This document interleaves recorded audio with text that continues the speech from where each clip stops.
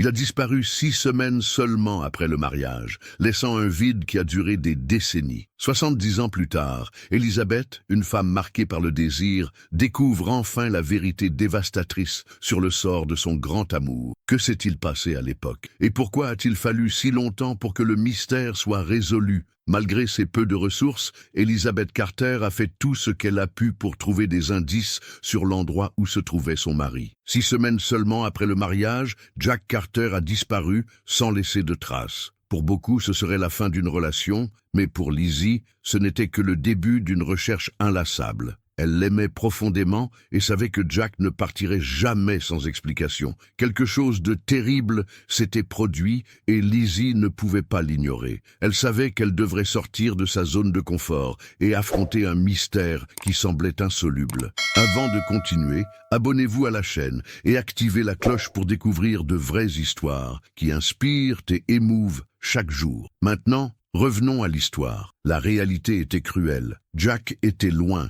Et personne ne semblait avoir d'informations claires sur ce qui aurait pu se passer. Lizzie avait envie de chercher une aiguille dans une botte de foin, mais elle n'a jamais abandonné l'espoir qu'un jour la vérité éclate. Même face à l'inconnu, Lizzie n'a jamais abandonné. 70 ans plus tard, elle a connu d'innombrables pertes et défis. Pourtant, il n'a jamais cessé de croire que le véritable amour prévaut, même dans les circonstances les plus difficiles. Ce voyage a touché le cœur de tous ceux qui l'ont rencontré, montrant que l'espoir et l'amour sont des forces inébranlables. Commençons par le début de cette incroyable histoire. Dayton, Ohio, dans les années 40. C'est à cette époque qu'Elisabeth grandit, une jeune femme déterminée de seulement 18 ans. Elle a travaillé comme technicienne en systèmes électriques à la base aérienne Wright-Patterson, un poste rare pour les femmes à l'époque. Son talent et son courage ont rapidement attiré l'attention. Elle ne tarde pas à rencontrer Jack Carter,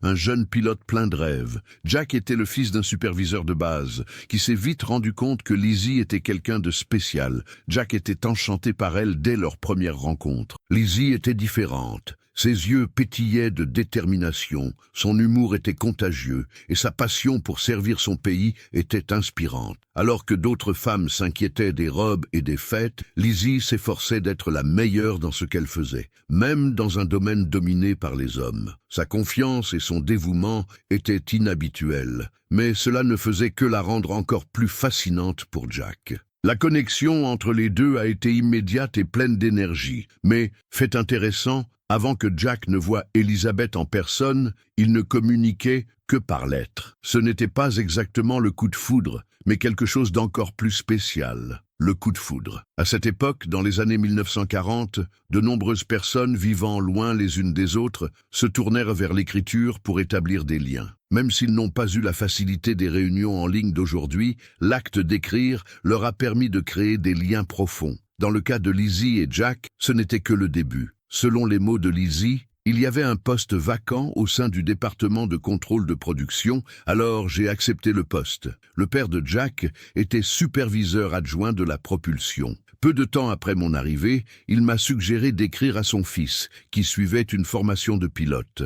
Mais j'ai fait il est clair que je n'ai pas écrit à des hommes que je ne connaissais pas, notamment à des militaires. Malgré tout, les lettres commencèrent à arriver. Jack Carter n'a pas été intimidé et a décidé qu'écrire serait la première étape pour apprendre à la connaître. Au début, Lizzie fut surprise. Je me demandais qui était cet homme qui ne m'avait jamais vu mais qui semblait tellement intéressé. C'était quelque chose de nouveau pour moi. Au fil du temps, les lettres entre les deux hommes sont devenues fréquentes. Jack, qui vivait à San Antonio, au Texas, considérait les lettres comme un moyen de surmonter la distance. À chaque nouveau message, la relation entre eux se renforçait, les mots créant un lien puissant. Malgré l'intensité, les lettres n'étaient jamais inappropriées. Ils étaient sincères, affectueux et pleins d'histoires et de rêves partagés. Cet échange a créé une connexion unique, quelque chose de rare pour l'époque, mais incroyablement significatif pour les deux. Finalement, Lizzie a eu la chance de rencontrer Jack en personne. Elle travaillait à la base aérienne Wright-Patterson lorsque soudain la porte d'un avion s'est ouverte.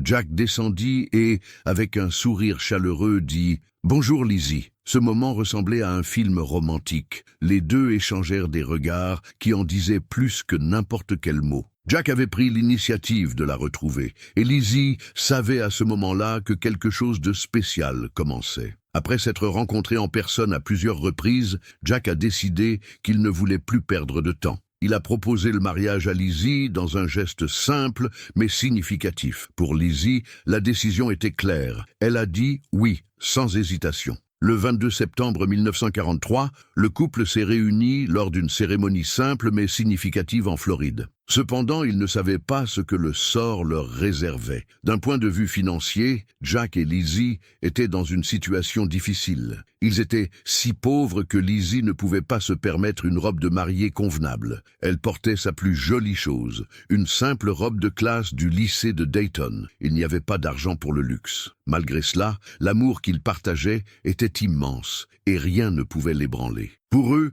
ils étaient destinés à être ensemble, et cela était plus important que n'importe quelle richesse matérielle. Mais la lutte financière deviendrait un obstacle encore plus grand qu'ils n'auraient pu l'imaginer. Lizzie et Jack rêvaient de fonder une famille, mais le manque de ressources rendait ce rêve lointain. Ils savaient qu'ils auraient besoin de plus d'argent pour subvenir aux besoins d'un foyer et élever des enfants, mais pour l'instant, l'avenir semblait incertain. Le plan était que Jack soit le soutien de la famille, mais le destin allait bientôt changer cette dynamique. Jack avait terminé sa formation de pilote dans l'armée de l'air américaine. Son séjour à San Antonio, au Texas, avait été productif, mais son succès lui a valu de nouvelles responsabilités. Il serait promu sous-lieutenant et la guerre était déjà arrivée. Il était temps pour Jack de servir son pays. Pour Lizzie, cette nouvelle a été un coup dévastateur. Leur joyeux anniversaire de jeunes mariés était sur le point d'être écourté. D'un côté, ils avaient réalisé leur rêve de devenir mari et femme, mais de l'autre, la réalité de la guerre les séparait. Le devoir de Jack était plus fort. Ils avaient juré de protéger leur pays et maintenant ils devaient partir. Lizzie a regardé en silence son mari faire ses valises, lui disant au revoir, avec un au revoir émouvant. La vie lui semblait injuste. Après tant d'années d'attente pour se rencontrer, ils devaient désormais se séparer si rapidement. Mais Lizzie savait que c'était le devoir de Jack, et elle le respectait. Il allait servir avec honneur, et elle devrait attendre son retour avant de construire la vie dont ils avaient toujours rêvé ensemble. Le plus tragique, c'est qu'ils savaient tous les deux, au plus profond de leur cœur, qu'ils ne se reverraient peut-être plus jamais. L'avenir était incertain, et la guerre allait tout changer. Mais Lizzie ne perdrait pas confiance. Elle savait qu'un jour, Jack reviendrait et qu'ensemble, ils réaliseraient les rêves qu'ils avaient faits. Les meilleurs ont été retirés de chez eux et envoyés en raison de leurs capacités exceptionnelles. Mais Jack ne fut pas surpris lorsque l'appel arriva. Il savait déjà que son moment viendrait.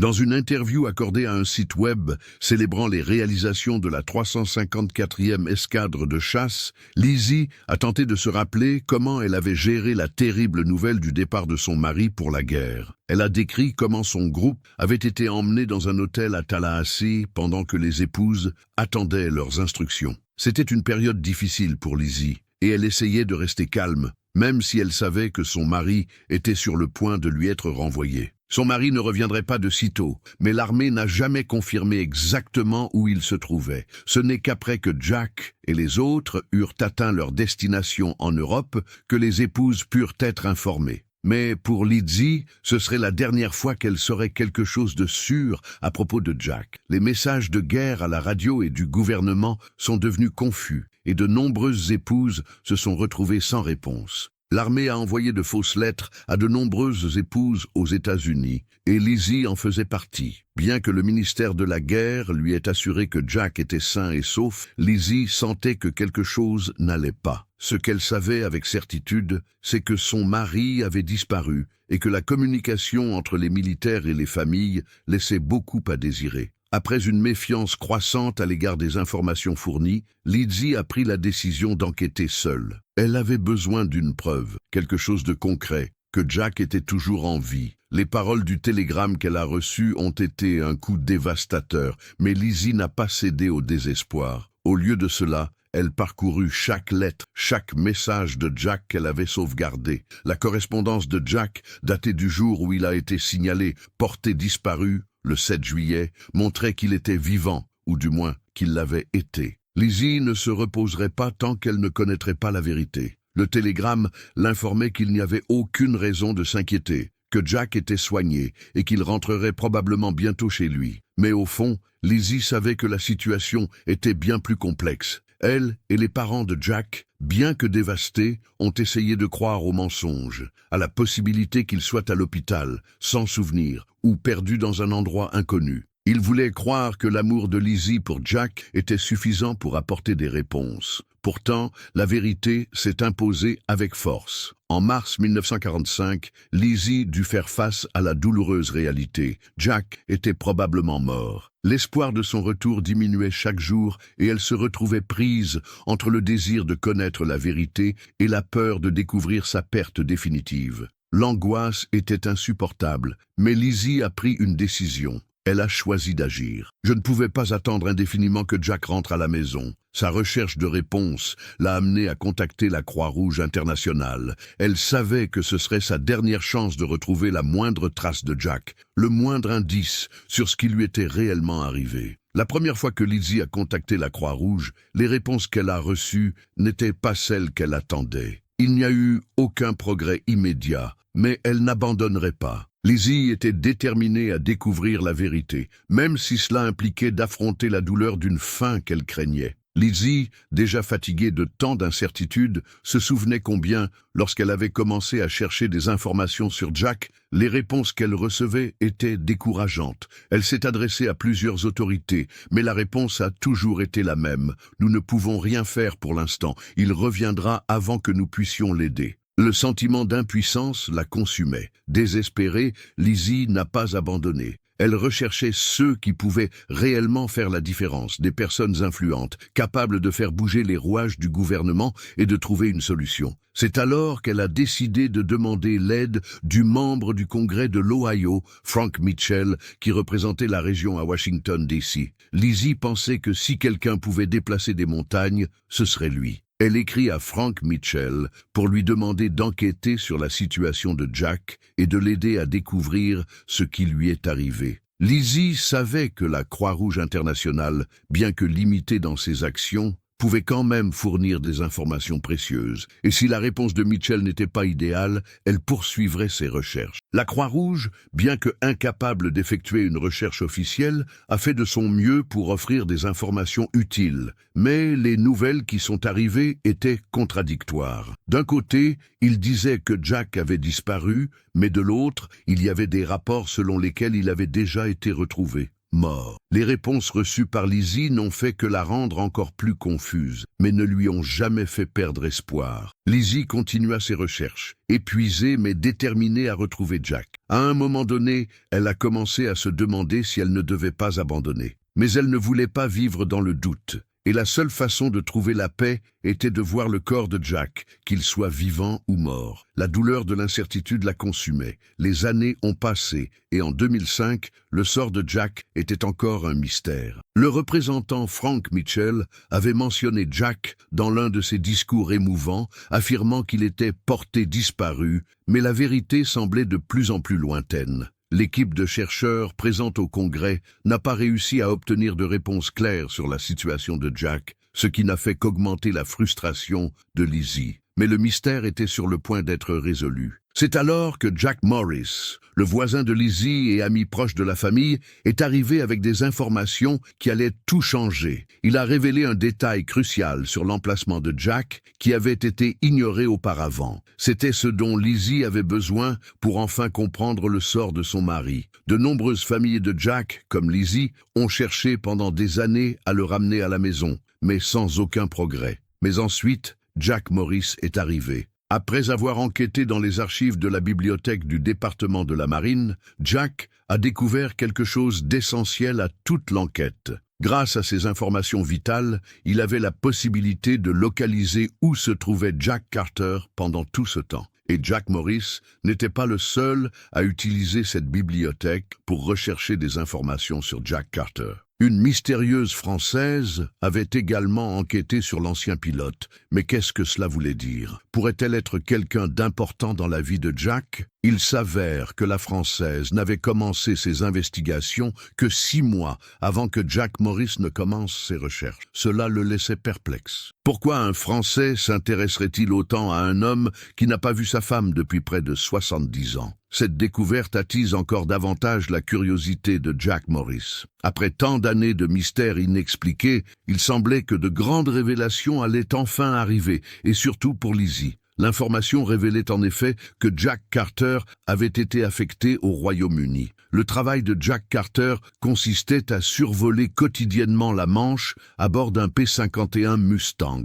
Au fil du temps, il a été récompensé par le Distinguished Steering Wheel Award, en raison de son éthique de travail exceptionnelle, de ses compétences en équipe et de ses prouesses de conduite. De plus, il a reçu 2 médailles de l'air pour ses efforts héroïques au cours de son service. Parmi ces honneurs, d'autres bonnes nouvelles sont arrivées pour Jack Morris et Lizzie. En juillet 1944, Jack Carter fut autorisé à rentrer chez lui après avoir accompli environ 100 missions. Il a ensuite écrit à Lizzie, lui exprimant combien il l'aimait et lui faisant savoir qu'il était enfin sur le point de revenir vers elle, après avoir été séparés si longtemps. Malheureusement, le destin avait d'autres projets. Le jour de son retour aux États-Unis, l'armée lui a dit qu'il devrait attendre encore un peu. Jack Carter a été dévasté par la nouvelle. Il était si proche de retrouver Lizzie qu'il pouvait à peine contenir son excitation. Cependant, comme le navire était rempli de soldats blessés, Jack n'a pas eu l'occasion de monter à bord. Le prochain navire qu'il pourrait attraper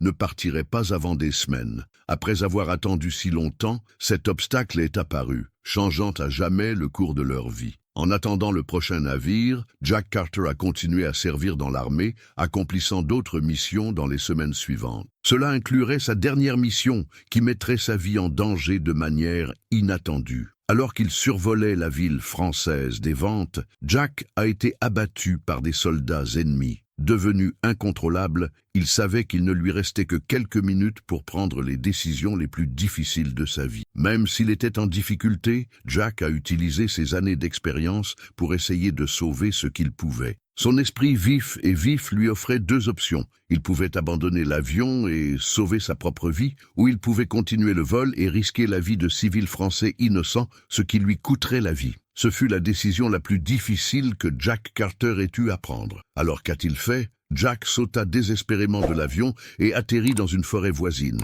De cette façon, il ne ferait de mal à aucun civil dans les villes environnantes. L'une des personnes que Jack a sauvées était une Française nommée Valérie Cuisnal. Elle était profondément intéressée par l'histoire de Jack, car, par hasard, elle célébrait le 60e anniversaire de la libération des Ventes. Elle l'a découvert alors qu'elle recherchait des archives de guerre. Le terrible accident a coûté la vie à Jack, mais les habitants des Ventes savaient qu'il les avait sauvés. Ils ont honoré la mémoire de Jack en gardant son histoire vivante toutes ces années. En ville, ils n'avaient pas beaucoup d'informations sur lui, alors ils pensaient que Jack était un Canadien français, un héros qui aidait ses amis francophones. Même sans connaître sa véritable histoire, on se souvient de Jack comme d'un héros qui a sacrifié sa vie pour sauver les autres. Lorsque Lizzie a découvert la vérité sur la mort de Jack, elle n'a pas hésité à se rendre en France pour être proche de lui. Les restes de Jack ont été enterrés au cimetière américain de Normandie, un lieu toujours visité par ceux qui connaissent son histoire. Le cimetière des Ventes est devenu l'un des plus décorés de Normandie. Des gens du monde entier s'y rendant pour rendre hommage à Jack. Lizzie, fidèle comme toujours, visitait régulièrement le cimetière, sentant que son amour pour Jack était toujours présent, même après toutes ces années. Elle a déclaré dans une interview « Cette histoire montre que la distance et le temps ne peuvent pas briser le véritable amour. Jack a été mon mari pour la vie et je l'aimerai pour toujours. Lizzie n'a jamais abandonné Jack, même après avoir découvert la vérité. Il était et sera toujours votre amour éternel. Si vous avez aimé cette histoire, n'oubliez pas de laisser un like et de vous abonner à la chaîne. Ici, vous trouverez chaque jour des histoires passionnantes, faites pour toucher votre cœur. Et je suis sûr que l'histoire qui apparaît maintenant à l'écran vous émeut aussi. Ne le manquez pas.